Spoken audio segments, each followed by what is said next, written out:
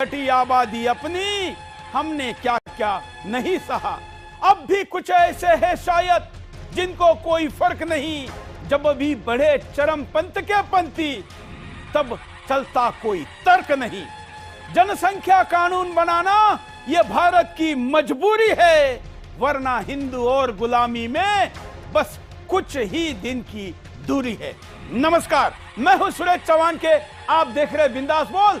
आज का बिंदास बोल अचानक हमको जनसंख्या नियंत्रण पर इसलिए करना पड़ा क्योंकि देश के सर्वोच्च न्यायालय में लगी हुई एक पीआईएल के ऊपर जिस मंत्रालय को अर्थात स्वास्थ्य मंत्रालय को पीआईएल वालों ने कोई जवाब ही नहीं मांगा था, ना नोटिस दिया था, वो एक बेगानी शादी में अब्दुल्ला दीवानी की तरह आकर स्वास्थ्य मंत्रालय ने कहा कि यह राज्य का विषय है, हमारा नहीं है, और इस तरीके से किसी को नियंत्रित नहीं कर सकते।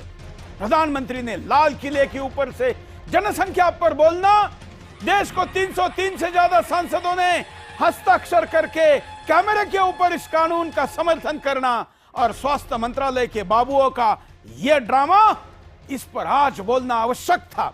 और इसलिए देश में कई समस्याएं चल रही है, लेकिन हम मानते हैं कि जनसंख्या से बड़ी समस्या कोई नहीं है, और इसलिए आज का विशेष बिंदास बोल मैं आपके सामने लेकर उपस्थित हूं। इस मुद्दे पर हम लगातार सरकार का फॉलोअप कर रहे हैं।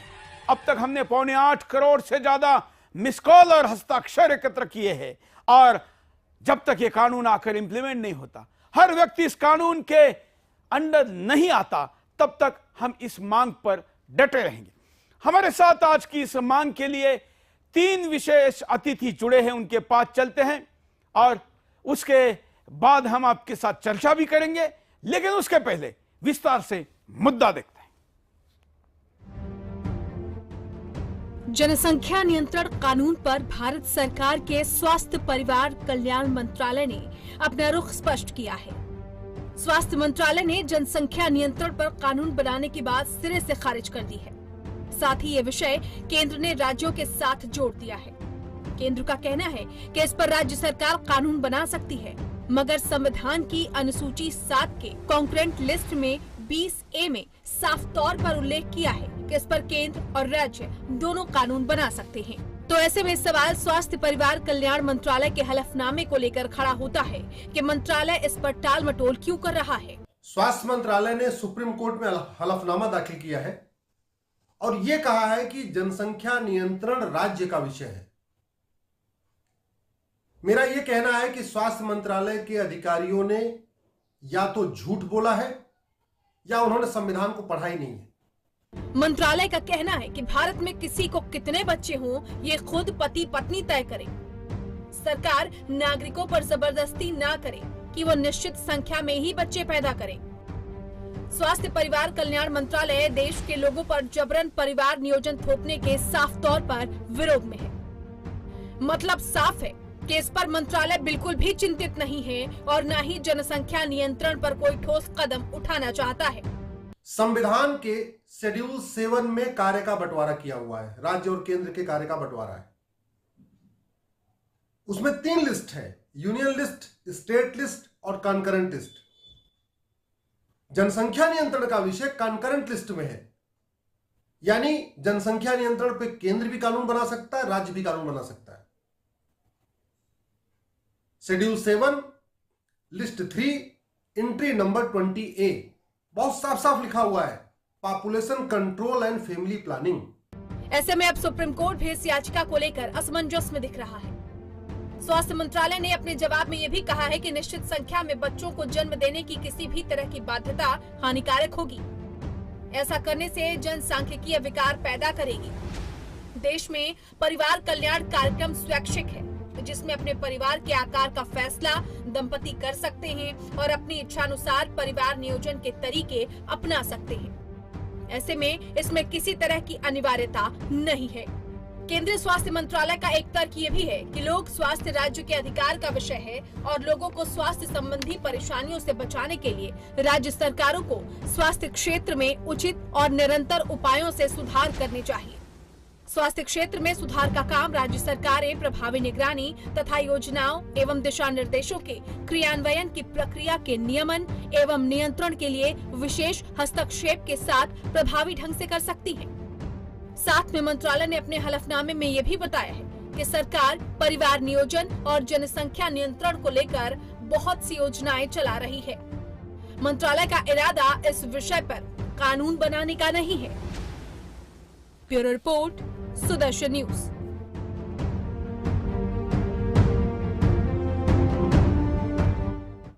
तो केंद्रीय स्वास्थ्य मंत्रालय का यह भ्रमजाल कैसा है और इस पर क्या बात करनी चाहिए, क्या आगे की रणनीति होनी चाहिए, इसलिए हमारे साथ बड़ा गेस्ट पैनल जुड़ रहा है। मैं स्वागत करता हूं। इस पूरे जनसंख्या नियंत्रण कानून के आंदोलन में हमारे साथ भारत बचाओ यात्रा के संयोजक के तौर पर जुड़े थे जनरल सिन्हा जी, आपका स्वागत है।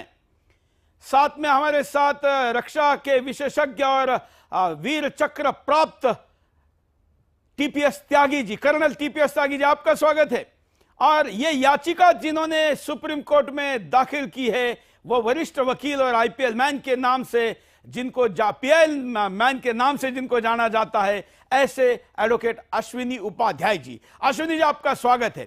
अब तीनों लोगों के साथ बड़ी संख्या में यूट्यूब पर, सुदर्शन के मोबाइल ऐप पर, वेबसाइट पर या तमाम ओटीटी प्लेटफॉर्म पर भी अब सुदर्शन उपलब्ध है। इन सब पर आप कार्यक्रम देखते समय लाइव स्ट्रीम में जहां कमेंट का ऑप्शन है वहां पर जनसंख्या नियंत्रण कानून का हैशटैग लगाकर अब देश के स्वास्थ्य मंत्री को और मंत्रालय को टैग जरूर करें और उनको हम जो आज के शो के द्वारा प्रश्न पूछ रहे हैं कि आखिर ये भ्रमजाल क्यों फैलाया गया, खास करके तब जब देश के प्रधानमंत्री लाल किले से छोटा परिवार मतलब देशभक्ति कहते हैं, ऐसे में उस देशभक्ति को करने की जबरदस्ती नहीं कर सकते, ऐसा स्वास्थ्य मंत्रालय क्यों कह रहा है। मैं यह विषय जो कि कोर्ट से जुड़ा है और इसलिए प्रत्यक्ष क्या हुआ और उसका आगे क्या हो सकता है ये प्रक्रिया समझने के लिए मैं अश्विनी जी के पास जाऊंगा। तो अश्विनी जी, पहला प्रश्न है कि क्या घटनाक्रम है, क्योंकि लोगों को ज्यादातर पता नहीं है, किसान आंदोलन के कारण कहिए या अन्य मीडिया एंगेजमेंट के कारण कहिए, वैसे भी सुदर्शन छोड़ के जनसंख्या नियंत्रण पर बाकी चैनल वाले डरते हैं, बोलते ज्यादा नहीं है, इसलिए आप थोड़ा विस्तार से बताइए कि आपने कैसी याचिका डाली, क्या हुआ, फिर हम उपाय और बाकी चीजों के लिए बाद में जाएंगे, लेकिन एक बार घटना का परिचय दर्शकों को हो, इसलिए आप विस्तार से बताइए। अश्विनी जी। सुरेश जी, बहुत बहुत धन्यवाद, बहुत बहुत बधाई और आपको विशेष धन्यवाद कि इतनी बड़ी घटना घटी देश में। एक एफिडेविट आया, अखबारों ने फ्रंट पेज पे छापा, लेकिन इलेक्ट्रॉनिक मीडिया में सुदर्शन के अलावा किसी ने इस विषय को नहीं उठाया। कायदे से यह विषय तो पूरा एक राष्ट्रीय विमर्श का विषय था। इसमें सरकार के प्रवक्ता आते, स्वास्थ्य मंत्रालय के प्रवक्ता आते और चर्चा होनी चाहिए थी, सारे चैनल्स को करना चाहिए था, लेकिन जो अपने आप को टीआरपी में 1, 2, 3, 5 कहते हैं और देश का नंबर 1 चैनल बनाते हैं और पता नहीं भगवान जाने क्या क्या टैगलाइन चलाते हैं, उन्होंने इसको उस पर चर्चा करना भी ठीक नहीं समझा। अब आता हूं मैं विषय पे। सुरेश जी, आपने पूरे देश में भ्रमण किया है, आप पिछले कई सालों से इस विषय पे बात कर रहे हैं। पूरे देश का मूड है कि जनसंख्या नियंत्रण कानून बने।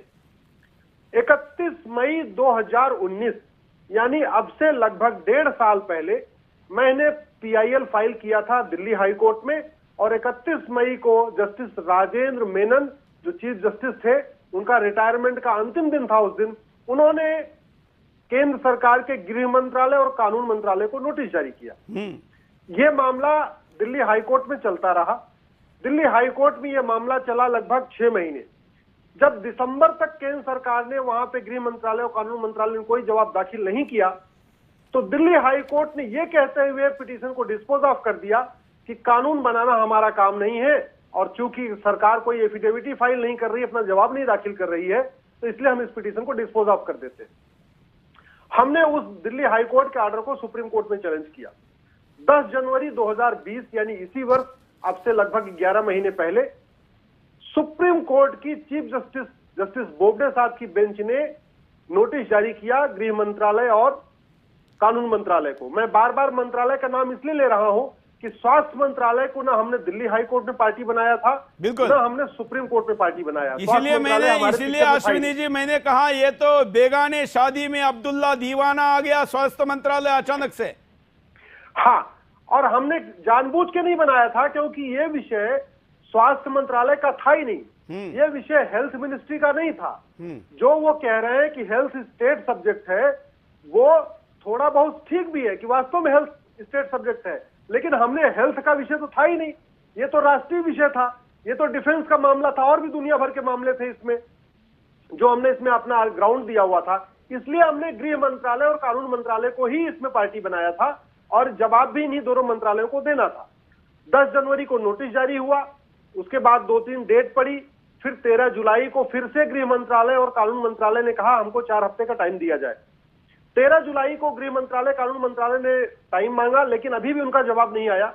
इस बीच एक नया जवाब, वो कहते बेगानी शादी में अब्दुल्ला दीवाना, स्वास्थ्य मंत्रालय आके कह रहा है जी हमें इसमें पार्टी बना लो, और हमारा जवाब यह है कि जनसंख्या नियंत्रण कानून बनाना केंद्र सरकार के दायरे में नहीं आता, संविधान के अनुसार ये राज्यों का विषय है।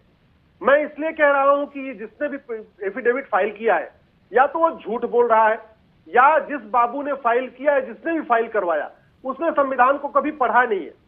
मेरे हाथ में ये संविधान है। मैं आपके सुदर्शन के सभी दर्शकों से कहूंगा, आप गूगल पे सर्च करिए शेड्यूल 7 लिस्ट 3। आज बड़ी अच्छी बात है कि आज का आप बहस कर रहे हैं, आज ही संजय गांधी जी का जन्मदिन है। 1976 में जब 42वां संविधान संशोधन हुआ था, उसी में population control and family planning ये मैटर कंकरेंट लिस्ट में डाला गया, शेड्यूल 7 के लिस्ट 3 में। कहने का मतलब मैं आपको आम दर्शकों को बताऊं कि संविधान में कार्य का बंटवारा किया हुआ है, और कार्य के बंटवारे में शेड्यूल 7 में 3 लिस्ट है। List 1 union list, list 2 state list, list 3 concurrent list. तो यूनियन लिस्ट में जो सब्जेक्ट है उसमें केंद्र कानून बनाएगा, स्टेट लिस्ट में जो सब्जेक्ट है उसमें राज्य कानून बनाएगा, कंकरेंट लिस्ट में जो भी सब्जेक्ट होता है उस पर केंद्र भी कानून बना सकता है, राज्य भी बना सकता है। अगर राज्यों ने कानून बनाया है, लेकिन अगर उसी इश्यू पे जब केंद्र कानून बना देगा तो केंद्र का ही कानून माना जाएगा, राज्यों का कानून नहीं माना जाएगा। ये हमारे संविधान की व्यवस्था है। और उसी लिस्ट में, कंकरेंट लिस्ट में एंट्री नंबर 20 के बाद 20A जोड़ा गया। 20A में बहुत साफ साफ लिखा है Suresh ji, population control and family planning, जिसको हिंदी में कहते हैं जनसंख्या नियंत्रण और परिवार नियोजन। कक्षा 8वीं का बच्चा भी अगर गूगल पे सर्च करेगा उसको ये मिल जाएगा। मुझे समझ में नहीं आ रहा है स्वास्थ्य मंत्रालय के अधिकारी इतनी अनाड़ी वाली बात कैसे कर सकते हैं कि पॉपुलेशन कंट्रोल पे तो जी हम कानून बना ही नहीं सकता केंद्र सरकार, वो राज्य सरकार बनाएगा। बिल्कुल, तो ये बिल्कुल मैंने कहा कि क्या ये मैनिपुलेटेड है, ये अज्ञान है, या ये जानबूझकर किया गया है। 2 बातें तो अश्विनी जी ने कही कि या तो ये अज्ञान है या जानबूझकर किया है। मैं कह रहा हूं कि क्या ये किसी के द्वारा करवाया गया है, क्योंकि ऐसा करने से कुछ लोगों का फायदा होगा। ये कानून आने से कई लोगों के कई बड़े बड़े षड्यंत्रों पर चाप लगेगी, और इसलिए तो नहीं किया गया। ये जांच का विषय। मैं भारत सरकार को और खासकर प्रधानमंत्री जी को आज के इस शो से आह्वान करता हूं कि प्रधानमंत्री जी, लाल किले से अपनी बोली हुई बात के विपरीत आपका स्वास्थ्य मंत्रालय कैसे आखिर यह हलफनामा दे सकता है, जांच करिए, क्योंकि बहुत कुछ होता है। मैं खुद यूपीएससी जिहाद के केस में अपने ऊपर बीती चीजें देख रहा हूं, और इसलिए सरकार ने उच्च स्तरीय हस्तक्षेप की आवश्यकता है। जनरल सिन्हा जी हमारे साथ है। सिन्हा जी, कानूनी पहलू तो यहां पर हमको बता रहे हैं, कैसे क्या हुआ। सिन्हा जी के पास चलूं, उसके पहले मैं त्यागी जी के पास चलता हूं। त्यागी जी, आप इस यात्रा में थे, जनता का मूड देखा, अपने सांसदों से लेके विधायक, हमें तो सरपंच भी, प्रधान भी मिलने आते थे, और आपने देखा होगा कई हजार पंचायतों ने हमको इस कानून का समर्थन दिया। जनता का मूड एक तरफ और स्वास्थ्य मंत्रालय का मूड दूसरी तरफ। त्यागी जी। जी, मैं चूंकि उस यात्रा में था, इसलिए मैं ये कह सकता हूं कि कन्याकुमारी तक जो हम गए कश्मीर से वाया वेस्टर्न इंडिया, और जो वापस आए वाया ईस्टर्न इंडिया दिल्ली तक, एक जगह भी ऐसा नहीं हुआ कि आम आदमी ने जनसंख्या नियंत्रण कानून पे हमारी बात का विरोध किया हो। सब लोग इस कानून के समर्थन में थे। अब अगर मान लीजिए अश्वनी जी की उस हाई कोर्ट की PIL को रिजेक्ट करने के बाद जब ये सुप्रीम कोर्ट में गए हैं और सुप्रीम कोर्ट ने सेंटर से जवाब मांगा है और हेल्थ मिनिस्टर ने ये कह दिया कि ये स्टेट सब्जेक्ट है, तो उन्हें फिर एडिशनल कहने की क्या जरूरत थी? उन्होंने ये क्यों कहा कि साहब देखिए अब तो टोटल फर्टिलिटी रेशो 5.4 से 2.1 आ चुका है, लिहाजा अब इस कानून की आवश्यकता नहीं है। उन्होंने ये क्यों कहा कि इंटरनेशनल कम्युनिटी के अंदर जो तजुर्बे हुए हैं वो ऐसे हुए हैं कि परिवार नियोजन जरूरी नहीं है। अगर स्टेट को ही कानून बनाना था तो तुम्हें अपनी तरफ से राइडर देने की क्या जरूरत थी? और ये तो बात बची यहाँ की, आप इसको पिछले कुछ सालों में देखिए। पहले तो आप ही के नेतृत्व में निकाली गई यात्रा 20,000 किलोमीटर की 70 दिन तक। उसके बाद 2019 में राज्यसभा के member of parliament honourable Rakesh Sinha ने इसको उठाया कि भाई जो फैमिली प्लानिंग को माने उन्हें इंसेंटिव दो, जो फैमिली प्लानिंग को नहीं माने उनके कंसेशन छीन लो। उसके बाद 2020 में शिवसेना ने एक अमेंडमेंट टू कॉन्स्टिट्यूशन में ये बातें उठाई जिसमें 2 चाइल्ड पॉलिसी का जिक्र किया। उसके बाद Anil Agarwal ji member of parliament of Rajya Sabha ने प्राइम मिनिस्टर को खत लिखा जिसमें ये सारी बातें कही और यहाँ तक कह दिया कि अगर आप आत्मनिर्भर भारत बनाना चाहते हैं तो आपको जनसंख्या नियंत्रण कानून लाना होगा। अब इतना सब कहने के बाद भी और अश्वनी उपाध्याय जी की PIL के बाद भी अगर ये ऐसा जवाब देते हैं तो ये जवाब हमें स्वीकार्य नहीं। और अगर इसमें जवाब में क्या ये बताएंगे हमको, जब इन्होंने कहा कि टोटल फर्टिलिटी रेशो 2.3 हो गई है, कम हो गई है, क्या ये बताएंगे कि उसमें रोहिंग्या इंक्लूडेड थे? क्या ये बताएंगे हमको कि क्या उसमें बांग्लादेशी घुसपैठिए इंक्लूडेड थे?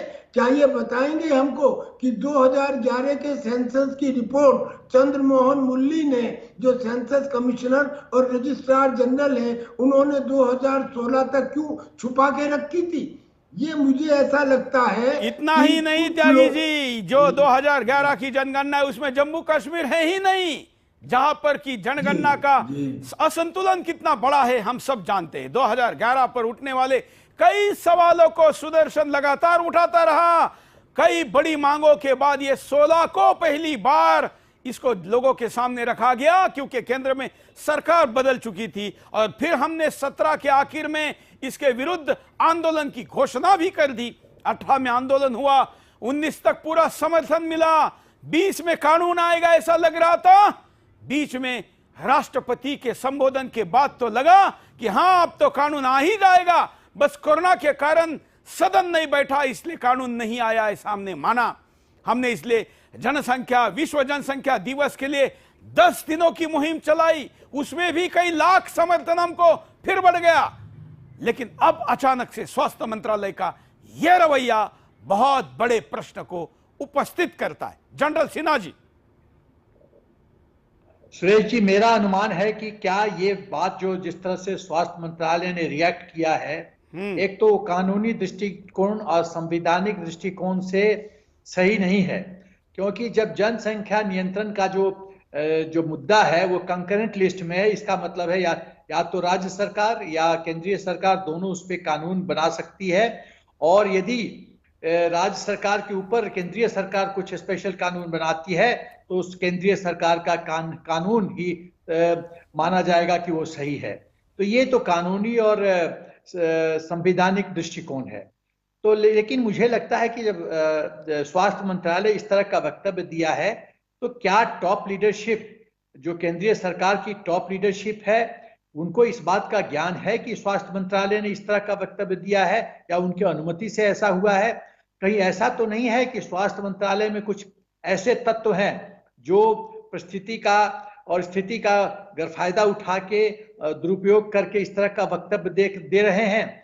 यदि ये सच है कि केंद्र सरकार के स्वास्थ्य मंत्रालय की ये सोच है तो मेरा ख्याल है ये भयंकर सोच है, ये सही नहीं है, ये राष्ट्र हित में नहीं है। इसके बहुत खतरनाक दूरगामी परिणाम होने वाले हैं। और मैं तो समझता हूं कि आज राष्ट्र में यदि सबसे बड़ा मुद्दा जो है, जो सबसे बड़ा संकट है, जो काला बादल मंडरा रहा है इस देश पे, वो है जनसंख्या। और यदि कानून ये जल्दी बना तो बहुत ही हम कष्ट में आ जाएंगे। हर एक दिन हम बहुत सुनहरा अवसर खो रहे हैं और इसका अंजाम बहुत खून के साथ देना पड़ेगा हिंदुओं को, ये मैं बहुत साफ शब्दों में कह रहा हूं। और मेरा ख्याल है कि हम जो स्पेस कुछ ऐसी राष्ट्रीय द्रोही ताकतों को दे रहे हैं, इसका अंजाम बहुत भयंकर होगा। मेरा अनुमान है कि सब लोग समझ रहे हैं कि इसका नतीजा क्या निकलेगा। और इसीलिए मुझे आपसे निवेदन है कि ये मुद्दा गर्म रखिए और जरूरत पड़े तो जो पूरे जिनके हाथ में पूरी शक्ति है उनसे बिल्कुल सिन्हा जी, गरम तो क्या, ये इतना लाल हो चुका था कि लग रहा था कि बस अब हथौड़ा पड़ना बाकी है। बीच में स्वास्थ्य मंत्रालय का ये रवैया सामने। अश्विनी जी, आपको याद होगा कि सुदर्शन के 2018 के कॉन्क्लेव में, जो कि मोदी सरकार के 4 साल पूरे होने पर हमने की हुई थी, उस कॉन्क्लेव में हमारे देश के लॉ मिनिस्टर ने, रविशंकर प्रसाद जी ने इसके लिए सकारात्मक संदेश दिया था। बल्कि उन्होंने ये कहा था कि इस कॉन्क्लेव में मेरा आने का उद्देश्य ही आपकी भारत बचाओ यात्रा को मैंने देखा, यह है। अब हमारे लॉ मिनिस्टर का एक तरफ ये कहना और दूसरी तरफ हमारे स्वास्थ्य मंत्रालय का ये रवैया, इस विरोधाभास पर क्या कहेंगे? देखिए सुरेश जी, आप सामाजिक और कार्यकर्ता के अलावा, एक राष्ट्रवादी कार्यकर्ता के अलावा, आप लोकतंत्र के चौथे स्तंभ के हिस्सा हैं। आपकी ये जिम्मेदारी भी है और आपके पास ये शक्ति भी है, संविधान के अंतर्गत आपको मिली है। मेरा आपसे आग्रह है, कल से आप अपने एक हफ्ते के लिए केवल अपने पत्रकार साथियों को, आप देश भर में आपके सुदर्शन न्यूज के पत्रकार हैं, उनको आप सांसदों के पीछे लगाइए और उनसे पूछिए कानून बनना चाहिए नहीं बनना चाहिए। मंत्रियों से पूछिए, सांसदों ये से तो हमारे पास कैमरे में रिकॉर्ड है। आप तो जानते हैं कि हमने हस्ताक्षर और साथ साथ में वीडियो भी लिया। 303 सांसद हमारे पास संख्या पार हो चुकी है। नहीं सुरेश जी, उस समय स्थितियां कुछ अलग थी। अब ये एफिडेविट के बाद, अगर एफिडेविट के बाद भी अगर मंत्री कह रहे हैं कि हाँ होना चाहिए, फिर तो माना जाए कि होना चाहिए। और अगर इसके बाद वो बोलने से डर रहे, सांसद बोलने से डर रहे, विधायक बोलने से डर रहे, मंत्री बोलने से डर रहे, तब इसको हम ये नहीं कह सकते कि ये किसी बाबू का बनाया हुआ एफिडेविट है। फिर तो मतलब गलतफहमी नहीं पालना चाहिए। फिर तो आप कल से लगाइए, एक सप्ताह के अंदर सांसदों का, विधायकों का वक्तव्य ले लीजिए, पार्टी के पदाधिकारियों का, नेताओं का वक्तव्य ले लीजिए, कोई जो उपाध्यक्ष हैं, अध्यक्ष हैं, महामंत्री हैं, उनका वक्तव्य ले लीजिए। कम से कम वर्जन आना चाहिए सबका, क्योंकि अब जबरदस्ती गलतफहमी पालने का कोई फायदा नहीं है। और अगर अब लगता है कि नहीं ये सरकार का वर्जन है, सरकार चाहता है जनसंख्या नियंत्रण कानून नहीं बने, तो लोकतांत्रिक तरीके से हमारे पास जंतर मंतर जाने और वहां पे आमरण अनशन करने का अधिकार है। इस कोरोना काल में भी है। हम सामाजिक दूरी बनाए हुए वहीं चलेंगे, वहीं बैठेंगे। देखिए, किसी न किसी को तो भगत सिंह बनना पड़ेगा, किसी न किसी को राजगुरु सुखदेव बनना पड़ेगा। अगर भगत सिंह, राजगुरु सुखदेव सोचते हैं कि यार हमें तो फांसी हो जाएगी तो देश आजादी, हम आजादी का तो मजा ही नहीं ले पाएंगे, तो मुझे लगता है फिर आज हम आजाद भी नहीं होते। बिल्कुल। इसलिए हमें तो, अब तो आपने तो सर पे कफन बांध के पूरी भारत की यात्रा किया हुआ है, तो हमें दोनों ऑप्शन पे तैयार होना चाहिए। आप लगाइए अपने पत्रकारों को, अगर अभी स्टेटमेंट आता है कि नहीं वो एफिडेविट गलत है, वो किसी बाबू ने दाखिल कर दिया, हम आने वाले संसद सत्र में इस पे कानून लाने वाले हैं, तो ठीक है, फिर तो बहुत अच्छा है। और नहीं तो हमें अब सीधे जंतर मंतर चलना चाहिए। ये भी अपन करेंगे। लेकिन अश्विनी जी, अभी थोड़ा सा जो किसानों वाला आंदोलन चल रहा है, उस आंदोलन में इसको स्पेस नहीं मिलेगा और वो स्पेस मिलना भी जरूरी है। हम दोनों का समन्वय करके इस मुद्दे को छोड़ेंगे नहीं। ये मुद्दा आता है, नियंत्रण कानून आता है तो ही हिंदुस्तान बचने की संभावना है। इस मेरे सोच पर कोई परिवर्तन नहीं हुआ है और मैं इसको प्रतिबद्ध हूं कि किसी भी हालत में इसको लागू करने के लिए सामदाम दंड भेद के साथ जो करना पड़े करेंगे। क्या क्यों जरूरी है, यह भी हमको समझना जरूरी है। जैसे सिन्हा साहब अभी कह रहे थे या त्यागी जी भी कह रहे थे, क्या हो जाएगा देखिए।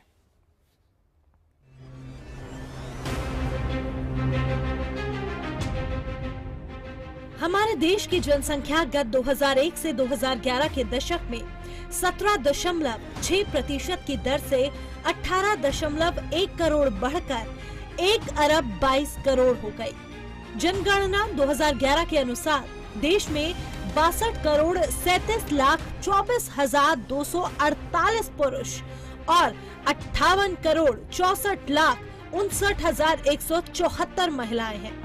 जनसंख्या के मामले में हमारा देश विश्व में चीन के बाद दूसरे स्थान पर आता है। एक अनुमान के मुताबिक सन 2022 तक जनसंख्या के मामले में विश्व में भारत का प्रथम स्थान हो जाएगा। भारत में विश्व की कुल जनसंख्या का 17.23% निवास करता है, जबकि देश का क्षेत्रफल विश्व के कुल क्षेत्र का मात्र 2.45% ही है। एक नजरिए से विश्व का हर छठा व्यक्ति भारतीय है। कितने बड़े आश्चर्य का विषय है कि हमारे देश की जनसंख्या प्रतिवर्ष ऑस्ट्रेलिया की जनसंख्या के बराबर बढ़ जाती है और विश्व के प्रत्येक 6 व्यक्तियों में से एक भारतीय शामिल हो जाता है। वहीं 2017 में भारत की जनसंख्या 1 अरब 36 करोड़ हो गई है, जिनमें पुरुष 70 करोड़ तो महिलाएं 65 करोड़ हो गई हैं। 1951 में भारत की जनसंख्या 36 करोड़ थी।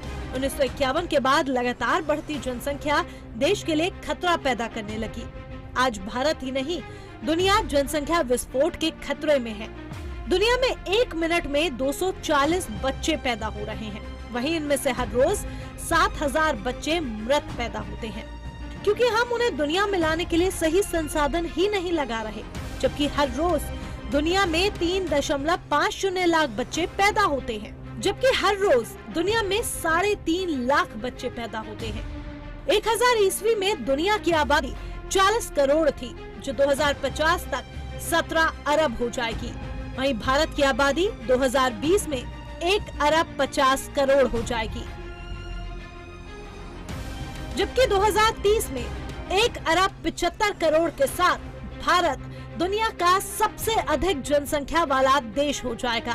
जबकि 2050 में 2 अरब जनसंख्या भारत में आवास और खाने के लिए लड़ेगी। तो अब चलते हैं अश्विनी जी के पास। अश्विनी जी, एक तरफ सरकार का स्वास्थ्य मंत्रालय हलफनामे में कहता है कि हम जबरदस्ती नहीं कर सकते, लेकिन ऑलरेडी सरकार सरकारी कर्मियों पर जबरदस्ती करती है। तो सरकारी कर्मियों के लिए 2 बच्चों का कानून अगर है, तो फिर जनता के बाकी जनसंख्या पर वो क्यों नहीं हो सकता? आपकी बात को मैं एग्री करते हुए ये कहना चाहूंगा, आज की डेट में 80 करोड़ लोगों को मुफ्त में राशन देना पड़ रहा है। आज की डेट में आप कई बार माननीय प्रधानमंत्री जी ने बोला कि 80 करोड़ लोगों को मुफ्त में राशन दिया जा रहा है। सोचिए अगर अभी नहीं रोका गया तो ये आने वाले टाइम में 100 करोड़ हो जाएगा। हाँ, और जो कहते हैं TFR 2.1 आ गया है, मैं उनको पूरे जिम्मेदारी के साथ कहता हूं, आप दूर मत जाइए। गाजियाबाद, दिल्ली के मात्र 100 किलोमीटर के एरिया में चलिए, मैं आपको सैकड़ों घर दिखाऊंगा जहां 10 से 20 बच्चे हैं। आप गाजियाबाद में दिखा सकता हूं, बागपत दिखा सकता हूं, मतलब 100 किलोमीटर के एरिया में, मेवात में दिखा सकता हूं जहां 10 से 20 बच्चे हैं। और तो छोड़िए भाई, राशन कार्ड जो बनता है उसका आंकड़ा सरकार के पास है, राशन कार्ड चेक करवा ले। वोटर आईडी चुनाव आयोग के पास होती है, चुनाव आयोग से पूछ ले कि कितने ऐसे परिवार हैं जहां 10 से 20 बच्चे हैं। आधार का आंकड़ा सरकार के पास है, सरकार वहां देख ले कि 10 से 20 बच्चे हैं। तो सरकार ये तो कह रही है कि 2.1 TFR आ गया, लेकिन सरकार ये नहीं बता रही है कि राशन कार्ड, वोटर कार्ड, आधार में कितने ऐसे परिवार हैं जिनके 5 से 10 बच्चे हैं, कितने 10 से 15 हैं और कितने 15 से 20 बच्चे हैं। जब तक सरकार, या तो सरकार कह दे कि भाई हमने पूरे देश का 125 करोड़ आधार बना हुआ, हमने आधार चेक कर लिया, हमने सारे राशन कार्ड चेक कर लिए, हमने सारे वोटर आईडी चेक कर लिए, 5 बच्चे से ज्यादा कोई नहीं है। सरकार अगर ये कह दे कि 5 बच्चे से ज्यादा किसी के नहीं है, मैं तो आज के बाद जनसंख्या नियंत्रण कानून की बात ही नहीं करूंगा। लेकिन मैं बात इसलिए कर रहा हूं कि व्यक्तिगत रूप से जानता हूं, मैं दिल्ली के 100-200 किलोमीटर के एरिया में जानता हूं, जहां गांव के गांव है, जहां 10 से 20 बच्चे हैं।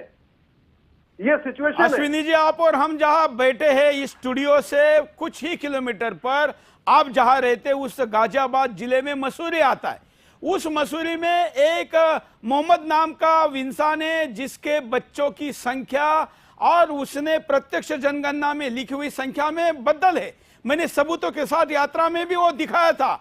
ऐसे उदाहरण कुछ और है, और लेकिन सरकार जो कह रही है 2.1 ये और है। नहीं, ये 2.1 जो हो रही है सुरेश जी, वो सुरेश की वजह से हो रही है। हाँ। अश्विनी की वजह से हो रही है, त्यागी जी की वजह से हो रही है। वो शमशाद या शहाबुद्दीन की वजह से नहीं हो रही है। बिल्कुल, इसलिए तो मैं कह रहा हूं, सरकार ये कहे ना, मैं तो बहुत विनम्रता के साथ सरकार से आग्रह करता हूं, आप केवल एक बार ये बता दीजिए कि 5 से ज्यादा बच्चे कितने परिवारों के हैं। आप केवल आधार के आधार पे बता दीजिए। मुझे तो देवबंद का एक ऐसा, मुझे तो उत्तर प्रदेश के देवबंद का एक ऐसा परिवार भी किसी ने डिटेल भेजा है, मैं खुद वहां जाने वाला हूं, जहां पर ऑलरेडी वास्तव में हम जो 44 बच्चों की बात करते हो 44 बच्चे हैं।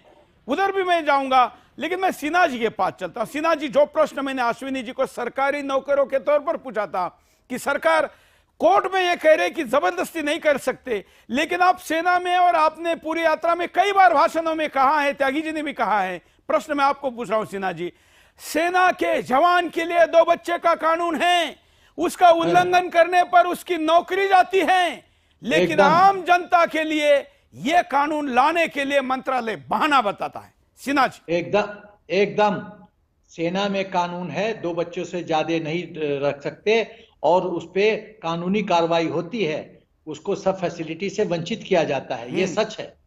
तो क्या राष्ट्र को सुरक्षित करने के लिए खाली सेना जिम्मेदार है? दूसरी बात जो मैं कहना चाहता हूं कि यदि जनसंख्या पॉपुलेशन पे कंट्रोल नहीं लाया गया तो जो इनकम टैक्स हम लोग पे करते हैं उसका जो पैसा खर्च होना चाहिए सेना के मॉडर्नाइजेशन के लिए, आधुनिकीकरण के लिए, वो परफोर्स सरकार को इन लोगों पे खर्चा करना चाहती है जो कि 4 बीबी और 44 बच्चे रखते हैं। दूसरी बात यह है, तो क्या इनकम टैक्स का ये पैसे का जो लोग देते हैं सरकार के खजाने में सही उपयोग है या दुरुपयोग है? वो पैसा फौज को, ये तो शोषण है, ये तो जो ईमानदारी से टैक्स भरने वाला है उसका शोषण है एकदम। तीसरी बात जो मैं कहना चाहता हूं सुरेश जी, आपसे निवेदन है, आप कृपया करके हेल्थ मिनिस्टर से 1-to-1 इंटरव्यू कीजिए। बिल्कुल। और वॉक करते करते आपका तो बहुत इंटरव्यू है, ओवैसी वगैरह बहुत लोग के साथ है, आप हेल्थ मिनिस्टर जी का इंटरव्यू लीजिए, उनके साथ बातचीत कीजिए, उनको बोलिए कि आप क्लैरिफाई कीजिए कि क्या आप समझते हैं आप जनसंख्या नियंत्रण कानून के पक्ष में हैं या अगेंस्ट में हैं? हाँ ना में जवाब ले लीजिए और फिर अपना रास्ता चुनिए कि क्या रास्ता आपको लेना है। बिल्कुल बिल्कुल बिल्कुल सही आपने कहा। अब मैं त्यागी जी के पास चलता हूं। त्यागी जी, जैसे हमने आम सरकारी नौकरों की बात की या सिन्हा जी से सेना की जवानों की बात की, पुलिस के लिए भी ये नियम हैं, तो फिर ऐसे में आम जनता के लिए क्यों नहीं? बिल्कुल। अरे ये प्रेसिडेंट ऑफ इंडिया पूरी आर्म फोर्सेस के सुप्रीम कमांडर हैं और प्रेसिडेंट ऑफ इंडिया पूरी इंडिया के टाइटुलर हेड भी हैं। तो ताज्जुब होता है कि बायां हाथ दाएं हाथ को हलो क्यों नहीं करता। अगर फौज में और सरकारी नौकरियों में और पुलिस में ये लग सकता है तो बाकी में भी लगना चाहिए। और हमारा कहना कुछ थोड़ा सा आगे ये है कि फिलहाल टोटल फर्टिलिटी रेशो 2.3 बताई है एफिडेविट में, और किसी कम्युनिटी की स्टेबिलिटी के लिए टोटल फर्टिलिटी रेशो 2.1 है, यानी कि 2.1 से ज्यादा है। हमें उससे भी बहुत ज्यादा प्रॉब्लम नहीं थी। हमें प्रॉब्लम जनसंख्या नियंत्रण के अंदर जो जनसंख्या असंतुलन है बिल्कुल उससे है। बिल्कुल। असंतुलन का मतलब कि एक कम्युनिटी जो उस जनसंख्या में माइनॉरिटी कम्युनिटी कहलाती है उसका एक्सपेंशन मेजॉरिटी कम्युनिटी से कहीं ज्यादा है। और फिर कहीं ज्यादा है। आपने तो कई एग्जाम्पल दे दी, आपने राशन कार्ड की एग्जाम्पल दे दी, मैं एग्जाम्पल वो देता हूं जो पूरे देश में कहीं भी चेक कर ले। आप जेल में जाइए और अस्पताल में जाइए, जेलों में अस्पताल में दोनों जगह आपको उस कम्युनिटी के लोग ज्यादा मिलेंगे जो कम्युनिटी सो कॉल्ड माइनॉरिटी है हिंदुस्तान में। अगर वो ज्यादा जेल में है इसका मतलब उनकी वजह से अपराध बढ़ रहा है, और अगर वो ज्यादा अस्पताल में है तो उनकी वजह से देश का जो स्वस्थ पैरामीटर है वो कम हो रहा है, और दोनों जगह नुकसान आम आदमी के टैक्स का हो रहा है, जैसा जनरल सिन्हा ने कहा। लिहाजा ये स्थिति बदलनी चाहिए। अब मेरा एक जरा सा सजेशन ये है कि अगर कोई इम्पासे आ जाए, ऐसी सिचुएशन आ जाए कि अब दीवार में सर पटक के मरने से तो कोई फायदा नहीं है, तो हमें इसमें थोड़ा कंसीडर ये करना चाहिए कि क्या हम यूनिफॉर्म सिविल कोड की बात नहीं कर सकते।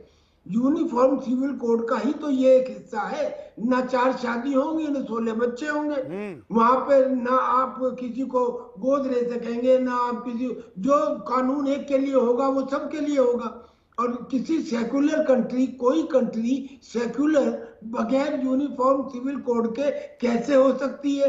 ये बात हमारे संविधान निर्माताओं ने कही थी 2003 में, 2015 में, 2019 में और 2020 में। इन 4 सालों में 4 बार सुप्रीम कोर्ट ने सेंट्रल गवर्नमेंट को यूनिफॉर्म सिविल कोड पे रूल बनाने के लिए कहा है, कानून बनाने के लिए कहा है। अगर ये कानून भी बनता है तो इसमें ये जो जनसंख्या नियंत्रण है ये इसका पार्ट हो जाएगा। It will have the same meaning and for the entire country. It is for your consideration. बिल्कुल, अश्विनी जी कुछ कह रहे थे। यूनिफॉर्म सिविल कोड मेरी पीआईएल अलग से चल रही है और उसका भी पिछले 2 साल से जवाब नहीं आया है। मैं भी जवाब का इंतजार कर रहा हूं। इनफैक्ट 29 मई 2019 को यूनिफॉर्म सिविल कोड पे नोटिस इशू हुआ था, 31 मई 2019 को पॉपुलेशन कंट्रोल पे इशू हुआ था। दोनों पिटीशन 2 दिन के अंदर में ही आई थी। अब मैं आता हूं इस विषय पे। देखिए, सरकारी नौकरी पे है, सरकारी टीचर बनने पे 2 बच्चों का कानून है, और 7 राज्यों में तो चुनाव लड़ने पे है। 7 राज्यों में अगर 2 से ज्यादा बच्चे हैं तो पार्षद और प्रधान का चुनाव भी नहीं लड़ सकते। लेकिन दुर्भाग्य ये है कि जो व्यक्ति पार्षद प्रधान चुनाव नहीं लड़ सकता वो सांसद विधायक मंत्री बन सकता है। ये बड़ा अपने आप में डिलेमा है। मैं आता हूं दूसरे विषय पे। आप इंटरनेशनल रैंकिंग उठा के देख लीजिए, जितनी घटिया रैंकिंग है उसमें हम सब में टॉप 10 में है, जितनी बढ़िया रैंकिंग है हम सब में आउट ऑफ 50 है। उदाहरण के लिए अवैध हथियार रखने के मामले में हम दुनिया में नंबर 1 है, पानी निकालने के मामले में दुनिया में नंबर 1 है, एयर पोल्यूशन फैलाने के मामले में नंबर 3 पे है। तो अगर हम देखें जितनी घटिया रैंकिंग है उसमें सबसे टॉप 10 पे है। लेकिन बढ़िया रैंकिंग, रूल ऑफ लॉ 70वें स्थान पे, करप्शन 80वें स्थान पे, हैप्पीनेस इंडेक्स 140वें स्थान पे, जेंडर जस्टिस 175वें स्थान पे। तो जितनी अच्छी रैंकिंग है सब में नीचे पे है। और हम जो सोचते हैं कि भारत को आत्मनिर्भर बनाएंगे, भारत में राम राज्य स्थापित करेंगे, परम वैभव का लक्ष्य प्राप्त करेंगे, भारत को विश्व गुरु बनाएंगे, या सबल भारत बनाएंगे, साक्षर भारत बनाएंगे, सुरक्षित भारत बनाएंगे, स्वस्थ भारत बनाएंगे, ये सारी बातें हम लोग बार बार कई बार डिस्कस कर चुके हैं। ये सब जनसंख्या नियंत्रण कानून के बिना हो ही नहीं सकता। अब मैं एक बहुत महत्वपूर्ण बात जो आम जनता को समझने की जरूरत है, अगर हेल्थ मिनिस्ट्री को लगता है कि TFR 2.1 आ गया तो फिर जनसंख्या नियंत्रण कानून से प्रॉब्लम क्या है? अगर आपको लगता है जनसंख्या नियंत्रण अपने आप हो रहा है तो कानून बना दो, जो कानून तोड़ेगा वो पकड़ा जाएगा। और आप कानून नहीं बना रहे हो, इसका मतलब जो कानून तोड़ रहे हैं आप उनको बचा रहे हो, आप उनको पकड़ना नहीं चाहते हो। जो आदमी ईमानदारी से हम दो हमारे दो कर रहा है, टैक्स भी दे रहा है, उसके तो आप पीछे पड़े हुए हो। जो हम 5 हमारे 45 कर रहा है, टैक्स भी नहीं दे रहा है, फ्री का मकान ले रहा है, फ्री की दुकान ले रहा है, फ्री का सिलेंडर ले रहा है, फ्री का सारी व्यवस्थाएं ले रहा है, आप उसको पकड़ना भी नहीं चाहते हो। ये पाखंड नहीं चलेगा। अगर TFR 2.1 आ गया तो क्या दिक्कत है? फिर तो आप उसकी पेनाल्टी 10 साल की सजा कर दो, कोई फर्क नहीं पड़ेगा। और अगर 2.1 नहीं आया फिर आप कानून बनाओ। ये दोनों चीजें साथ नहीं हो सकती। ये तो वही हो गया जैसे हम लोग ट्रिपल तलाक पे बहस करते थे, तो जब आती थी कि भाई 3 तलाक होता है, तो मौलाना कहते थे जी 3 तलाक तो होता ही नहीं है। अजब हुआ 3 तलाक का कानून बनाओ, कह रहे जी कानून क्यों बना रहे हो, ऐसे तो आप सबको जेल में डाल दोगे। आपको याद है सुरेश जी ये बातें? बिल्कुल। जब ट्रिपल तलाक की बात आती थी तो मुल्ला मौलाना कहते थे ट्रिपल तलाक तो होता ही नहीं है, और जब 3 साल की सजा कानून आया, बोले जी आप सारे मुसलमानों को जेल में डाल दोगे। हलाला पे वही बात आई, बहुविवाह पे वही बात आई। अभी पूछो जी बहुविवाह, कहीं बहुविवाह तो होता ही नहीं आज के जमाने में, और कह दो जी कानून बना दो 10 साल की सजा का, कहीं आप सारे मुसलमानों को जेल में डाल दोगे। तो ऐसे ही सेम चीज यहाँ पे भी है। अगर TFR वास्तव में सरकार कह रही 2.1 आ गया, तो हम तो कहते हैं 10 साल की सजा कर दो, उसकी सारी सब्सिडी छीन लो, कुछ भी कानून बना दो, फर्क क्या पड़ने वाला, कोई फर्क नहीं पड़ेगा। लेकिन अगर सरकार कानून बनाने से बच रही है, इसका मतलब सरकार को पता है कि यहाँ जनसंख्या विस्फोट हो रहा है, XYZ कर रहा है जनसंख्या विस्फोट, और उसको सरकार पकड़ना नहीं चाहती। वो चाहे इंटरनेशनल दबाव कह लीजिए, या दुनिया में अपनी छवि ठीक करना उसके लिए कह लीजिए, या सेकुलरिज्म का कीड़ा लग गया है उसको लिए कह लीजिए, जो भी है।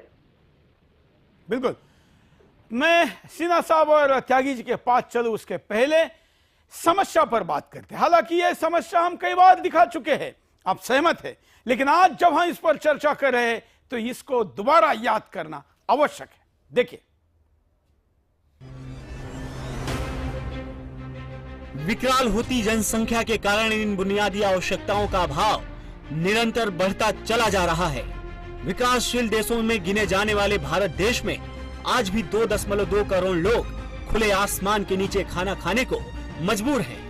यूनिसेफ की रिपोर्ट के मुताबिक भारत में करीब 60 करोड़ लोग खुले में शौच करते हैं।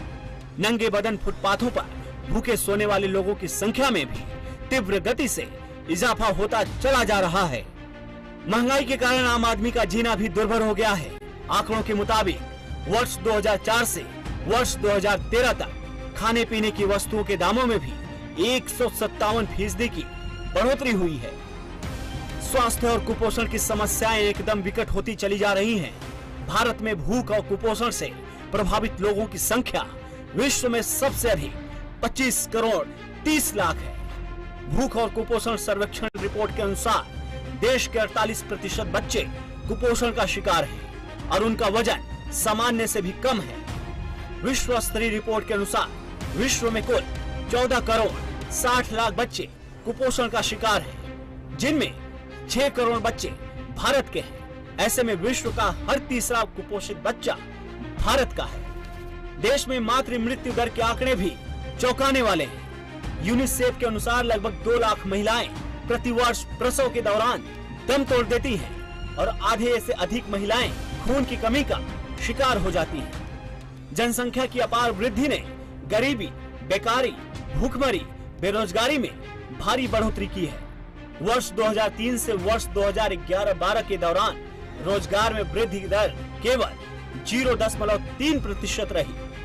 इससे पहले वर्ष 1999 से लेकर 2000 से वर्ष 2004 से 5 के दौरान रोजगार वृद्धि दर 2.8% रही थी। आंकड़ों से सहज अनुमान लगाया जा सकता है कि बेरोजगारी का स्तर कितनी तेजी से बढ़ता चला जा रहा है। देश में गरीबी का दंश असहनीय हो चुका है। इस समय देश में 10 में से 3 लोग गरीब हैं। इससे पहले भारत सरकार द्वारा नियुक्त अर्जुन सेन गुप्ता आयोग ने रिपोर्ट दी थी कि भारत के 77% लोग यानी लगभग 83 करोड़ 70 लाख लोग 20 रुपए से भी कम रोजाना की आय पर किसी तरह गुजारा करते हैं। इनमें से 20 करोड़ से अधिक लोग तो केवल और केवल 12 रुपए से ही अपना गुजारा चलाने को विवश है। Bureau report, Sudarshan news. तो अश्विनी जी के पास दोबारा चलते। अश्विनी जी, वैसे तो हम समस्याओं के ऊपर कई बार बात कर चुके हैं, लेकिन ये सारी समस्याएं जो कि सीधे स्वास्थ्य से संबंधित है, उसके बावजूद स्वास्थ्य मंत्रालय का इसकी तरफ अनदेखी करना यह भी बड़ा कई संशय को पैदा करता है। देखिए, इस पूरे जनसंख्या विस्फोट का हर एक पहलू, मैं तो कहता हूं भारत सरकार का कोई एक मंत्रालय ऐसा नहीं है जो ये कह दे वो जनसंख्या विस्फोट से अछूता है। स्वास्थ्य मंत्रालय, जनसंख्या विस्फोट की वजह से स्वास्थ्य पर प्रभाव पड़ता है, तो शायद अल्पसंख्यक मंत्रालय हमसे सहमत नहीं होगा। सबसे पहले तो स्वास्थ्य मंत्रालय को कहना चाहिए जनसंख्या नियंत्रण कानून बनाओ।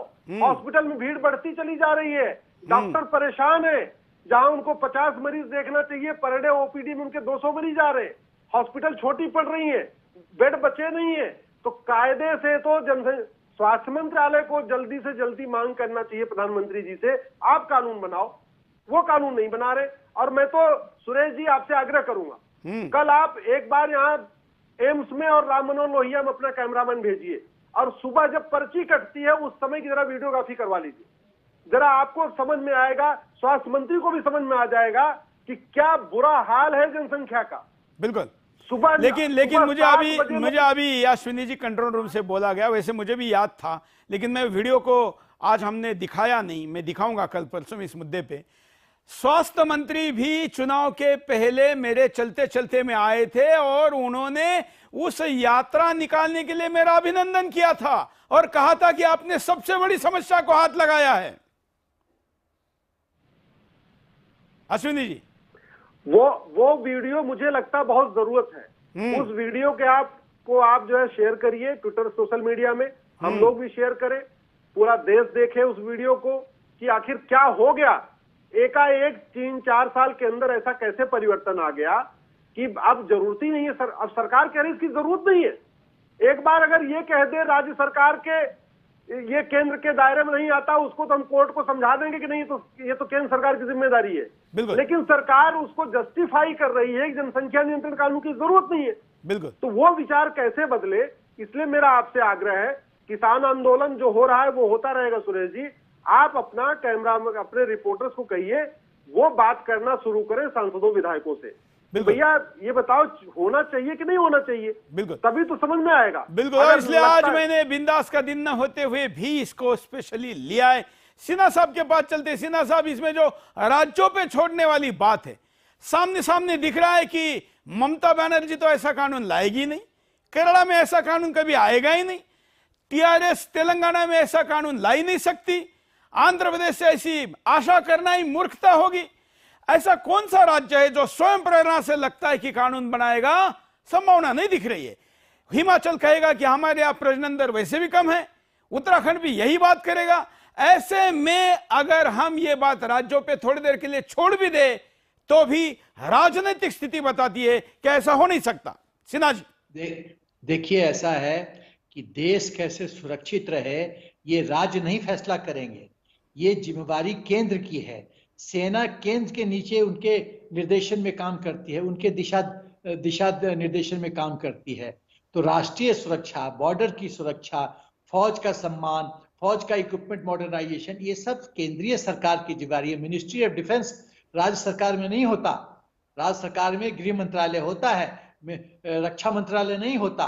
तो सवाल ये पैदा होता है कि राज्य के जो पॉलिटिकल पार्टीज हैं वो तो अपनी गद्दी सुरक्षित रखने के लिए वोट बैंक की राजनीति करेंगे, वो तो तुष्टीकरण की राजनीति करेंगे, लेकिन केंद्रीय सरकार का ये की जिम्मेदारी बनती है कि कुर्सी की राजनीति छोड़ के वो राष्ट्र की रणनीति और राष्ट्र की सुरक्षा का ध्यान रखें। क्योंकि जिस तरह से पॉपुलेशन बढ़ रहा है, राष्ट्रीय सुरक्षा दृष्टिकोण से बहुत खतरनाक है। देखिए सुरेश जी, राष्ट्र कैसे मजबूत हो सकता है, कैसे विकास डेवलप्ड नेशन हो सकता है, जबकि जितना पैसा सरकार के खजाने में आता है उसका सदुपयोग हो इंफ्रास्ट्रक्चर बनाने के लिए, विकास के लिए, सेना का मॉडर्नाइजेशन करने के लिए, इक्विपमेंट खरीदने के लिए, मेक इन इंडिया के तहत हिंदुस्तान में पूरा इंफ्रास्ट्रक्चर डेवलप करने के लिए, जो डिफेंस इंडस्ट्रियल बेस है DIB वो बनाने के लिए। ये सब तभी संभव है कि जो फालतू पैसा खर्च हो रहा है सब्सिडी पे, और जो लोग 4 बीबी 44 बच्चे कर रहे हैं उन पर पैसा कम खर्च हो। लेकिन ये इसकी तो इंतहा नहीं, ये तो सीमा खींचा जा रहा है और खींचा जा रहा है। अभी जितना पैसा खर्च हो रहा है सब्सिडी और खर्चा होगा। बिल्कुल। अभी और इस कोरोना काल ने तो जनसंख्या नियंत्रण की आवश्यकता को और ज्यादा मजबूती के साथ रखा है। मैं त्यागी जी के पास चलता हूं। त्यागी जी, आपने पिछली कमेंट में जोर देकर कहा था कि मुद्दा केवल जनसंख्या नहीं, जनसंख्या का असंतुलन है। असंतुलन की बात स्वास्थ्य मंत्रालय के शायद उतनी गंभीरता को उनको नहीं लग रही होगी, क्योंकि उनका ये डोमेन नहीं है। ऐसे में उन्होंने इसको नजरअंदाज करके गृह मंत्रालय के राष्ट्रीय सुरक्षा के एजेंडे में भी हस्तक्षेप किया है। ऐसा आपको नहीं लगता क्या? बिल्कुल बिल्कुल बिल्कुल लगता है, बिल्कुल सही है, बिल्कुल सही है। और आपके पास तो रिकॉर्ड है कि उसी हेल्थ मिनिस्टर ने जिसने हमारी यात्रा का समर्थन किया था, आज उसी की मिनिस्ट्री ये कह रही है, और ना केवल ये कह रही है कि जैसे अश्विनी जी ने ठीक कहा कि जो स्टेट्स है वो कानून बनाए, बल्कि जस्टिफाई भी कर रही है कि ये कानून क्यों नहीं बनना चाहिए। देखिए, किसान आंदोलन चल रहा है और हम फौजी हैं, और जो फौजी है वो किसानों के बेटे हैं, और मैं व्यक्तिगत स्तर पर राकेश टिकैत को 20 साल से जानता हूं। वो हमारी राष्ट्रीय सैनिक संस्था के नेशनल वैनगार्ड के सदस्य हैं। मैं उनसे रिक्वेस्ट करूंगा, अगर ये पॉपुलेशन एक्सप्लोशन यूं ही होता रहा तो अन्नदाता इतना अन्न कहां से ला पाएगा। लिहाजा अपनी मांगों में आपके चैनल के माध्यम से उनका आह्वान करता हूं कि अपनी मांगों में ये भी ऐड कर ले कि पॉपुलेशन कंट्रोल एक्ट बनना चाहिए और हमारी मांगों के साथ ही पूरा होना चाहिए। बिल्कुल बिल्कुल, ये अच्छा सुझाव है, और ये सुझाव हम अब आगे दे सकते हैं। मैं आखिरी कमेंट के लिए अश्विनी जी के पास चलता हूं। अश्विनी जी, अब कानूनी क्या पहलू हाथ में है आपके? कोर्ट क्या डिसीजन ले सकता है, उसके ऊपर क्या आर्गुमेंट होगा? क्या आप लॉ मिनिस्ट्री की, होम मिनिस्ट्री के उत्तर की प्रतीक्षा करेंगे, या यही उत्तर अब सरकार का अंतिम है? क्या रहेगा? नहीं, मैं इसका रिजॉइंडर फाइल करूंगा। इस उत्तर का जो इनका जवाब आया उसका मैं, हमारे पास काउंटर का रिजॉइंडर देने का ऑप्शन है, उसका रिजॉइंडर देंगे। और दूसरा, हम इस पूरे जवाब को रिजेक्ट करेंगे। हम सीधे कोर्ट से ही कहेंगे कि हमने हेल्थ मिनिस्ट्री को पार्टी नहीं बनाया है। पार्टी हमने जिसको बनाया है, गृह मंत्रालय, कानून मंत्रालय को, वो आके बताए कि उसको वो हमारी याचिका का समर्थन करता है या विरोध करता है। एक बात बड़ी महत्वपूर्ण है, किसान आंदोलन चल रहा है। वास्तव में किसान कितना भी पैदा करेंगे, या तो जिस तरीके जनसंख्या बढ़ रही है उनको जरूर से ज्यादा खाद डालना पड़ेगा, जहरीला उनको अनाज पैदा करना पड़ेगा।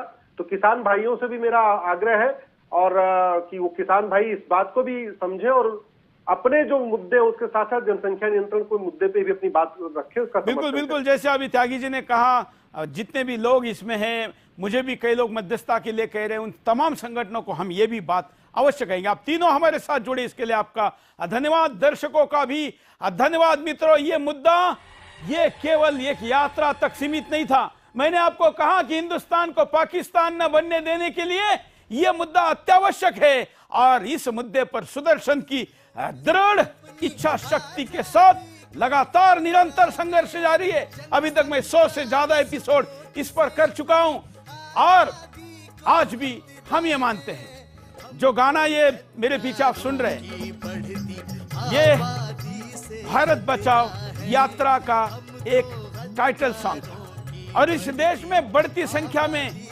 देशभक्तों से ज्यादा गद्दारों की भी संख्या बढ़ रही है।